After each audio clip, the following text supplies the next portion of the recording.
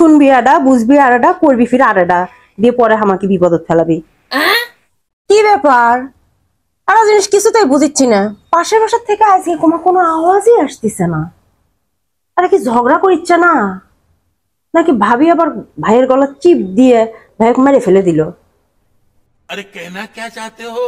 কালকে আশেপাশে ভাবি এসেছিল আমার বাসায়, আসে বলতেছে আচ্ছা ভাবি আপনার স্বামী স্ত্রীকে কখনো ঝগড়াঝাটি হয় না? হ্যাঁ হয়, হবে না কে? এরকম কোন স্বামী স্ত্রী আছে নাকি যে স্বামী স্ত্রীর মধ্যে ঝগড়াঝাটি হয় না? আমাদের মধ্যেও হয়। अच्छा তা আমাকে জিজ্ঞেস করলো, তা আপনাদের বাসার যখন ঝগড়াঝাটি হয় খালি আপনার গলার আওয়াজ শুনি, ভাইয়ের তো কোনো গলার আওয়াজ শুনি না।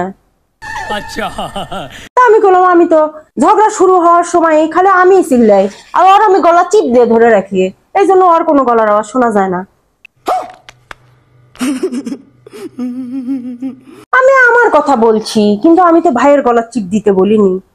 এখন ওদের বাসার কোনো আওয়াজই শোনা যাচ্ছে না। এখন তো আমার মনে হচ্ছে দুইজন দুইজনের গলা চিপ দিয়ে মরেই থাকলো নাকি, আল্লাহ ভালো জানে। बिल्कुल चुप। हिम्मत कैसे हुई तेरी मुंह खोलने की? বাবারে বাবা, আমার জন্মের শিক্ষা হয়ে গেছে, আমি কোনোদিনও আর মানুষের নিজের পরিবারের কথা কবার যাব না। শুনবি আডা, বুঝবি আরেডা, করবি ফির আরেডা, দিয়ে পরে আমাকে বিপদত ফেলাবি।